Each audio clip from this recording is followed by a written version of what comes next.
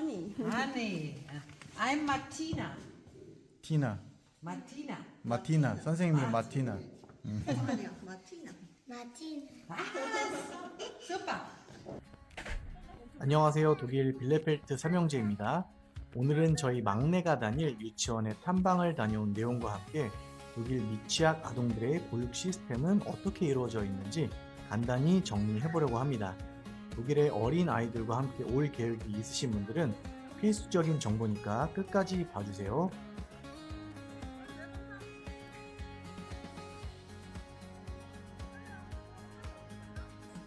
막내가 앞으로 다니게 될 독일의 키타를 미리 구경하러 왔습니다. 아직 정식 등원은 아니고요. 8월 1일부터 등원을 하기로 했습니다.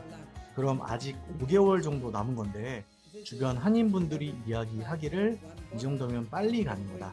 이런 얘기를 하시더라고요. 본인 아이는 1년 넘게 못 보냈다. 어떤 분은 심지어 유치원 자리가 없어서 못 보내고 바로 초등학교 보냈다. 이런 분도 계셨어요. 한국에서도 저희가 신도시에 살았어서 그런지 어린이집 유치원 구하기가 굉장히 힘들었거든요. 독일도 마찬가지인 것 같더라고요.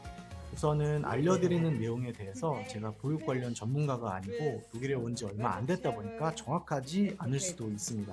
그래서 좀 다른 내용이 있을 수도 있고 만약 틀린 내용이 있다면 댓글로 적어주시면 참고해서 보완을 하도록 하겠습니다.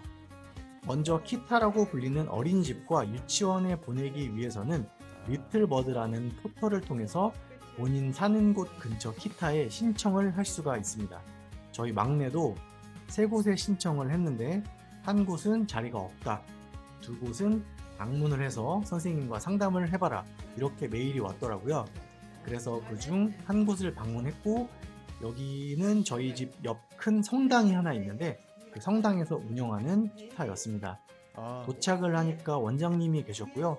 부활절 시즌 때 방문을 해서 그런지 아이들은 없었고 어린이집 보수를 하고 계셨어요. 저희가 독일어를 잘 못하니까 영어로 대화를 할 수 있냐고 물어봤는데 흔쾌히 웃으시면서 최선을 다해보겠다 라고 하셨는데 영어도 굉장히 유창하게 잘 하셨습니다. 여기 빌레펠트가 대도시가 아니다 보니까 영어가 잘 안 통하는 경우가 꽤 있어요. 젊은 사람들은 대부분 잘 하는 편인데 나이 드신 분들은 거의 한마디도 못 하시는 경우도 많습니다. 근데 원장님은 나이가 좀 있어 보이셨는데도 굉장히 잘하셨어요. 시설은 보시는 것과 같고요. 한국의 여느 유치원과 특별히 차이는 없었는데 차이점이라면 아이들이 여러 활동을 할 수 있는 공간들이 다양한 것 같았습니다. 보통 한국 유치원은 오전에 간식을 주고 점심을 주고 이러는데 독일 유치원은 오전 간식은 집에서 싸와야 되고요. 점심만 제공을 하더라고요. 그리고 독일은 알러지 같은 것에 민감해서 혹시 먹었을 때 알러지 반응이 있는지 그런 것도 미리 확인을 받았습니다. 막내 한이가 굉장히 좋아하더라고요. 한국의 어린이집 다닐 때도 진짜 활발한 아이였거든요. 독일에 와서 근데 매일 집에만 있으니까 엄청 답답했는지 어린이집 가보더니 빨리 다니고 싶어 하는 것 같았어요.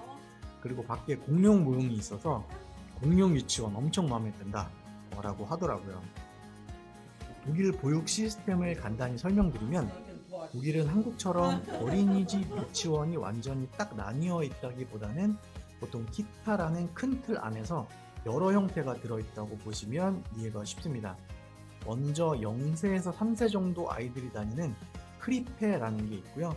3세 이후 취학 전 아이들이 다니는 킨더가르텐이 있습니다. 그리고 요즘은 이 둘이 한 공간에 함께 운영되는 통합형 키타가 가장 흔한 편이에요. 저희 막내가 오늘 보러 온 것도 바로 이런 키타입니다.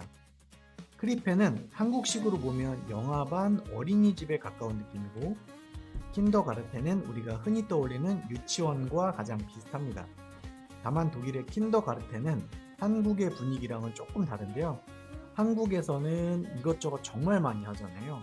유치원에서 한글, 영어, 수학, 체육, 특별활동까지 거의 기본처럼 들어가 있는 경우가 많은데 독일은 선행학습 자체가 법적으로 하면 안 되도록 되어 있고 유치원은 교육기관이 아닌 보육기관이기 때문에 교육과정이라는 게 존재하면 안 된다라고 생각을 하더라고요.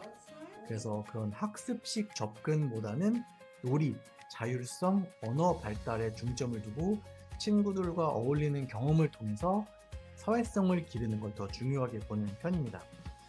그래서 한국 부모님들 기준으로 보면 독일 유치원 가면 그냥 놀다 온다 라는 말이 나올 정도로 느슨하게 느껴질 수도 있어요. 근데 독일은 원래 그 노는 과정 자체가 유치원의 역할이다 라고 보는 것 같습니다. 운영 시간도 한국과는 조금 다른데요. 빌레펠트 기준으로는 보통 주당 25시간, 35시간, 45시간처럼 선택을 하는 구조입니다. 다만 이거는 키타마다 조금씩 달라서 실제로 직접 방문해서 확인을 하는 게 가장 정확한 것 같습니다. 저희 막내도 오전부터 오후 2시까지 맡기도록 되어 있었고 더 오래 맡기는 것도 가능은 한데 미리 신청이 필요한 것 같더라고요. 비용도 독일 전체가 다 똑같지는 않습니다. 주와 시마다 다르고 노르트라인 베스트팔레는 취학 전 마지막 2년이 원칙적으로 무상입니다. 그보다 어린 나이는 소득이나 이용 시간에 따라 비용이 달라질 수 있고요. 급식비는 별도로 들어가는 경우도 많습니다.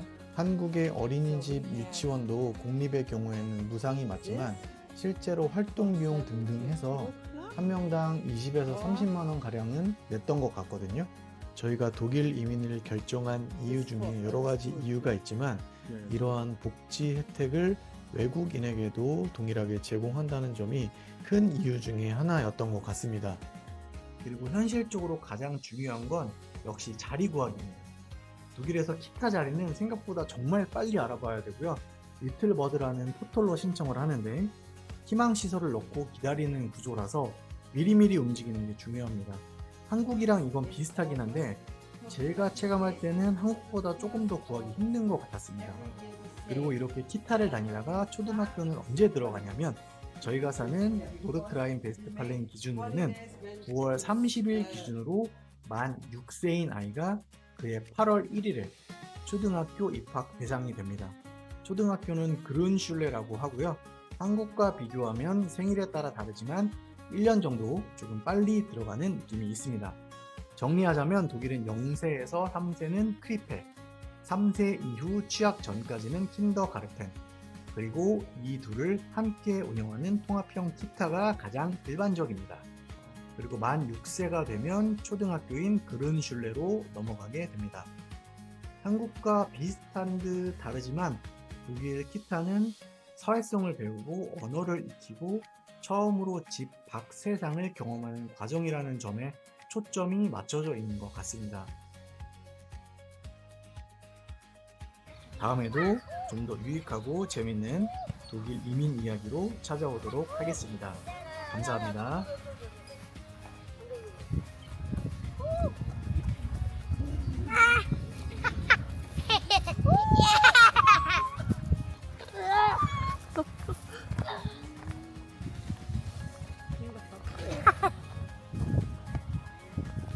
엄마, 나 좀 와봐.